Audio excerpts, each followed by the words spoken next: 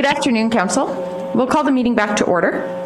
We do have a motion on the floor regarding DP 2022-006, and I'll open the floor for further discussion and debate. And I believe there was a question from administration just regarding the rationale for the motion to refuse the application. Yeah, I have some further stuff on rationale, but before we do that, I think there was another letter that we had missed that was prior to the deadline, wasn't in our package, so I just think we should have it read out so we have it for the record. Yes, thank you. That's on. For sure. So just through the read to council, I'll read that letter for the record. So it was received here at the county on February the 11th. Regarding Muirfield employee dwelling. I realize now after a few conversations that this dwelling will be the new accommodations for the golf course owners. Since the yard was a maintenance facility, the sound and noise was to be tolerated, just doing business. The golfers that go by every few minutes yelling out exclamations of shot, followed by normal profane language, understandable. But at the end of every day, the maintenance yard is peaceful and hardly a bit of noise, except for an occasional bark. Now place a resident in the yard with an owner of a golf course, which I would assume has a lot of friends. The nights will now be after-hour parties with all their buddies. I am losing what little quiet I have left in this budding development. Other neighbors are far enough away from me. Their late night parties are a decent distance away. My new proposed neighbors will be within less tolerable range. Over 15 years, I've endured big construction, mammoth machines that shook the ground building of this development. Normal carpentry noise is to be expected, even if it takes years to build a few houses. This constant noise we had not heard before, when it was just our little family living quite solo out in what was once our middle of nowhere. If we could be allowed to enjoy what little tranquility is left in our backyard, I don't think this would be asking too much. Please don't allow a party house in our backyard. Allow us this last space of peaceful existence. I apologize for my presumption that this would be a party house. I am only assuming that most golfers are partiers. Could I be wrong? And it is received from Dean Pomeroy.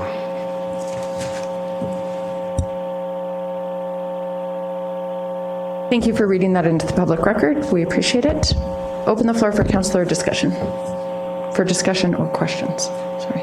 I just want to add some reasonings for my motion on the floor, just for council to be aware.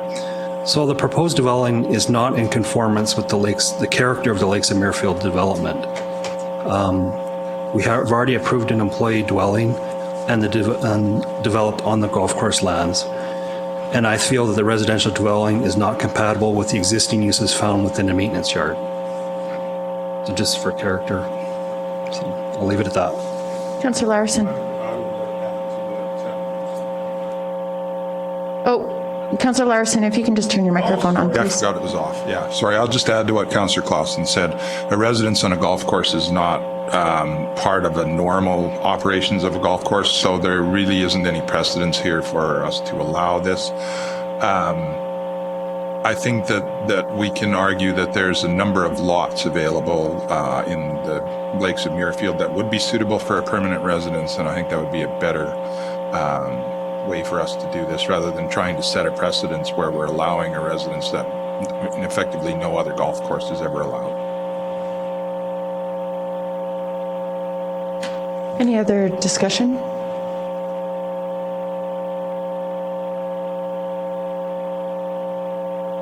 Yeah, and I guess just from my perspective, I never consider like the current owners of a development in situations like this.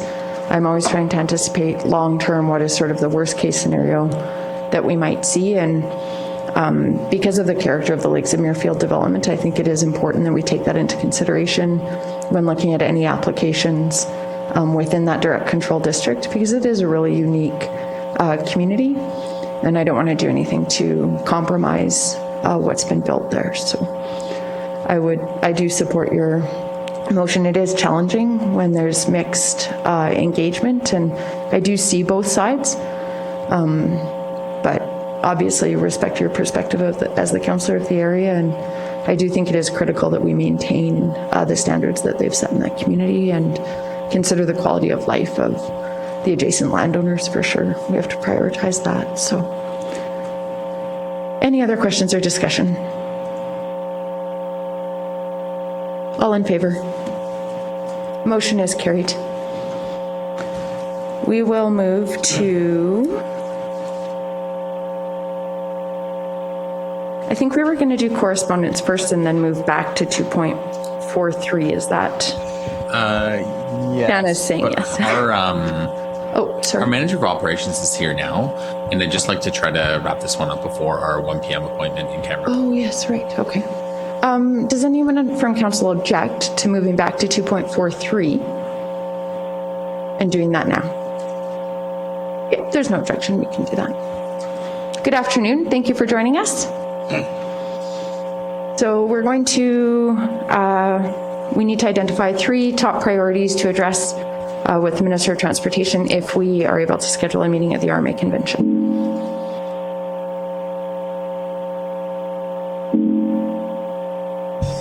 Yes, Council. So this is just back to the subject of the scheduling of the meeting with the Minister of Transportation. So we did email Council the list that administration identified, and those are the lists that administration came up with. We emailed that out just prior to lunch. Our manager of operations, Cody, is here to answer any questions from that list. Any questions from council? And so are we're limited to 3 items, or can we? I think for timeliness, I think 3 is what they requested, and these meetings are quite short, so I would suggest limiting it to 3.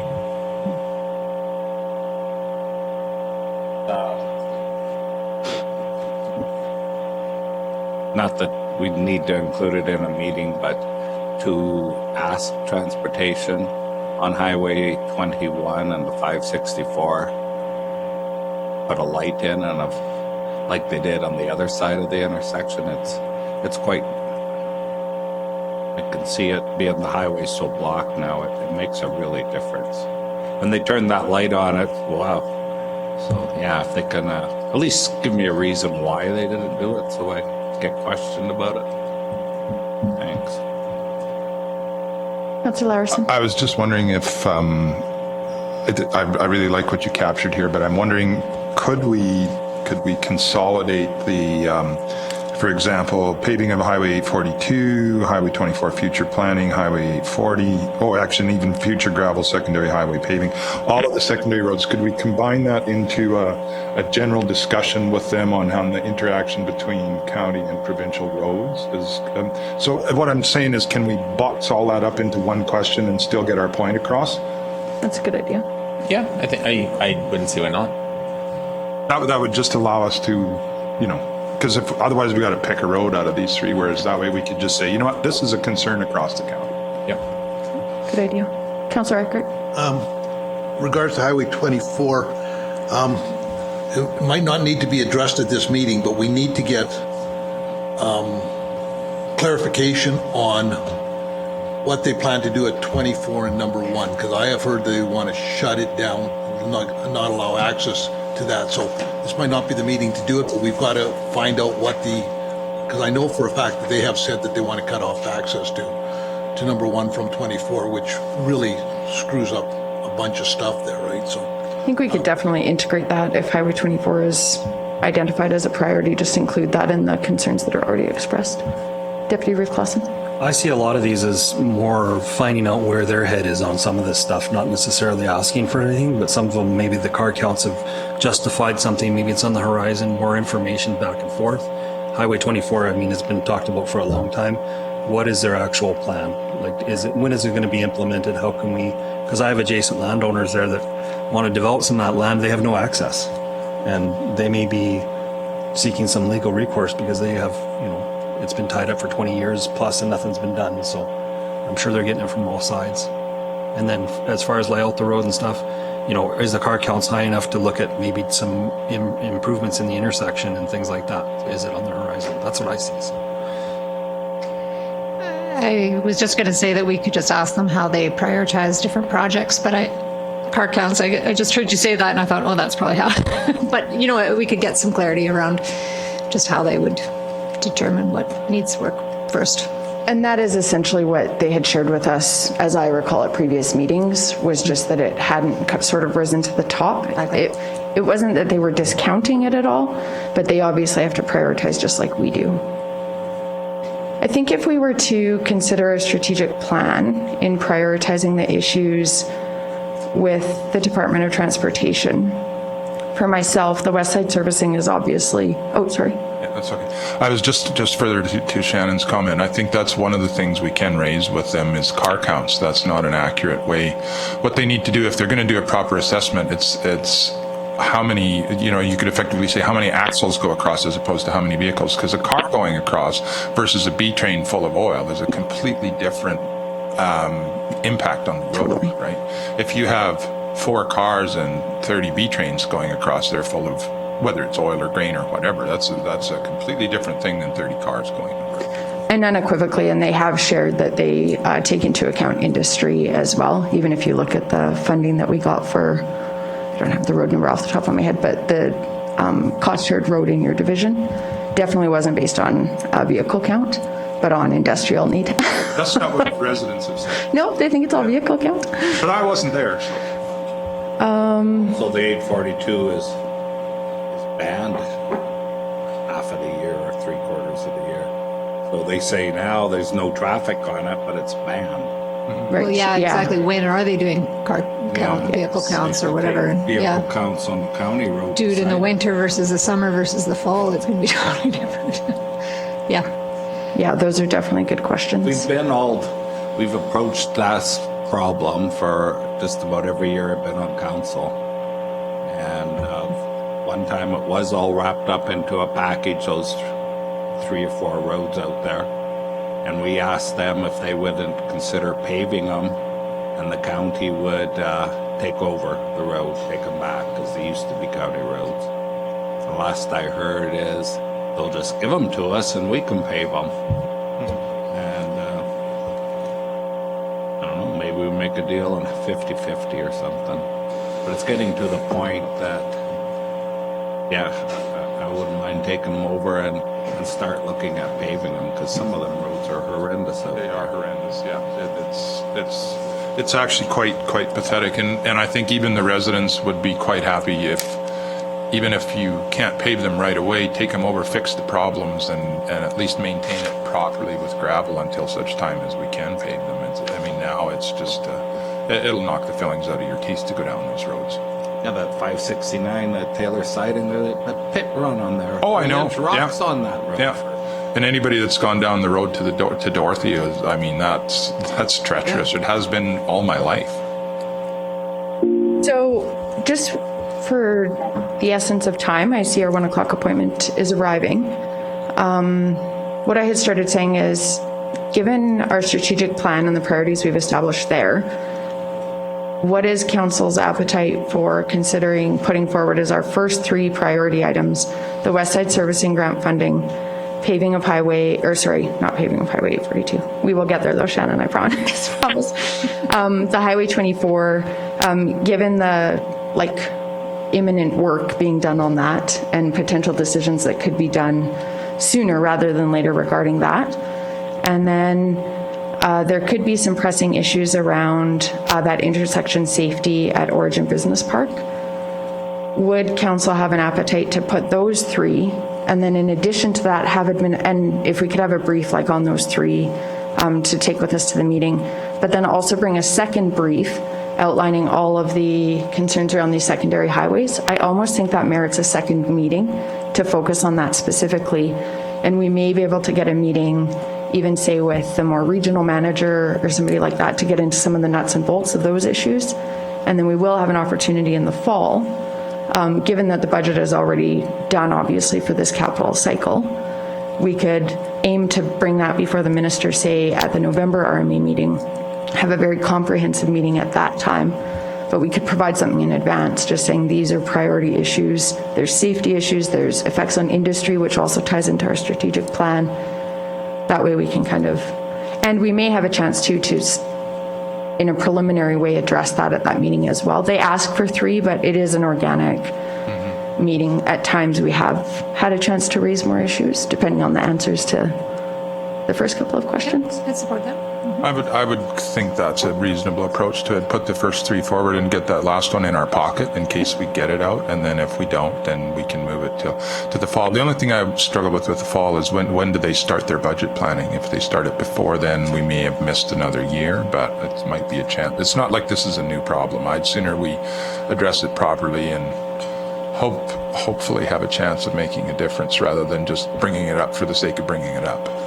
And just for Councillor Laprisa's and Councillor Larson's, for context, these issues literally have been raised, I believe, and I'm looking to Council, at every meeting we've had with the Minister of Transportation. And seriously, like not in any offhand way. And they do recognize they are issues. They're just trying to balance that prioritization within their own finite resources.